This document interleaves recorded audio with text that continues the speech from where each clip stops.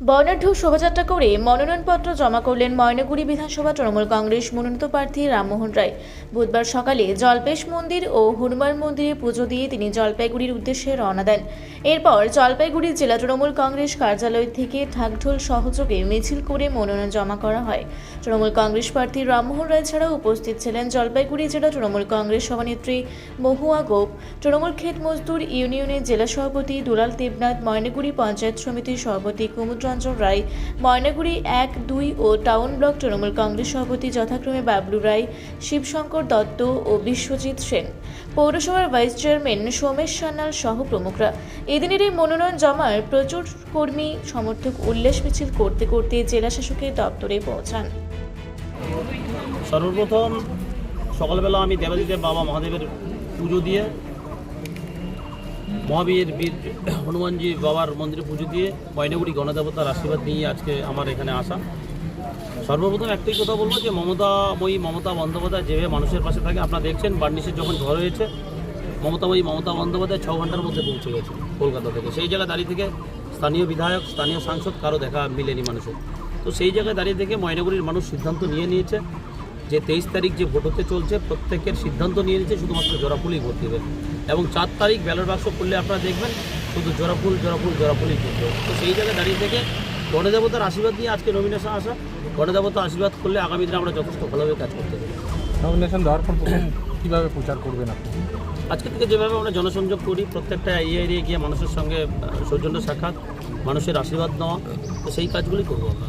বললাম ময়নাগুড়িতে বিজেপির প্রার্থী পদ নিয়ে একটা ডামাডোল চলছে, এটা কতটা রাম অ্যাডভান্টেজ পাবে? আমরা তাদের কি ডামাডোল থাকলো কে পরিবর্তন হলো সেটা নিয়ে আমরা চিন্তিত নই। তার কারণ ময়নাগুড়ির গণদেবতা সিদ্ধান্তই নিয়ে নিচ্ছে যে মানুষের পাশে থাকার নাম মমতা বন্দ্যোপাধ্যায়, মানুষের ভরসার নাম মমতা বন্দ্যোপাধ্যায়, মানুষের বিশ্বাসের নাম মমতা বন্দ্যোপাধ্যায়। তো সেই জায়গায় দাঁড়িয়ে থেকে গণদেবতা সিদ্ধান্ত নিয়েছে যে ভোটটা জোড়া ফুলে দিবে। তো সেই জায়গায় দাঁড়িয়ে থেকে ওনারা প্রথম যে প্রার্থী তাদের যাদের নাম নথিভুক্ত করেছে তাদের তালিকা ঘোষণা হয়েছে কৌশিকবাবুর 12 দিন আগে। তখনও দেখেছেন আপনাদের সংবাদ মাধ্যমে আমরা দেখছি তারা তাদের যে দলীয় কার্যালয় সেখানে তালা লাগিয়ে দিয়েছে। গত বর্ষ আরেকটা যখন প্রার্থী তালিকা হয় আবার তারা তাদের দলীয় কার্যালয়ে তালা লাগিয়ে দিয়েছে। আপাতত তারা নিজেদের মধ্যে কোন্দল শুরু করছে। তারা নিজেরা নেতৃত্বরাই বলছে, একবার বলছে কৌশিকবাবুকে আমরা জীবনে দেখিনি, সে কোনো উন্নয়নে তাকে নিয়ে কোনোভাবে প্রচারে যাব। আবার ডালিমবাবুর নাম প্রকাশ হতে আবার নিজেরাই বলছে যে ডালিমকে তো আমরা কোনোদিন পার্টির কাজ করতে দেখিনি, মানুষের পাশে থাকতে দেখিনি। তারাই নিজেরাই প্রকাশ করছে। সেখানে গণদেবতা বুঝে গেছে, প্রত্যেকটা মানুষ সিদ্ধান্ত নিয়েছে। শুধুমাত্র একটা কথাই বলবো, নিজেদের দলীয়দের মধ্যেই আজকে তালা লাগালাগি হচ্ছে। 23 তারিখের সিদ্ধান্তে 4 তারিখের পরে ময়নাগুড়ির গণদেবতায় একদম বিজেপিকে উৎখাত করতে তালা লাগিয়ে দিচ্ছে। জলপাইগুড়ি থেকে কনক অধিকারীর রিপোর্ট, রূপসী বাংলা মিডিয়া। আপনারা দেখছেন রূপসী বাংলা মিডিয়া। এখন একটা ছোট্ট বিরতি, ফিরে আসছি বিরতির পর। পুরুলিয়ায় পাত্রপাত্রী যোগাযোগের একমাত্র বিশ্বস্ত প্রতিষ্ঠান বিবাহ পরিচয়। আপনার মনের মতো জীবনসঙ্গী খুঁজতে পাশে রয়েছে বিবাহ পরিচয়। তাই আর দেরি না করে আজই যোগাযোগ করুন বিবাহ পরিচয়।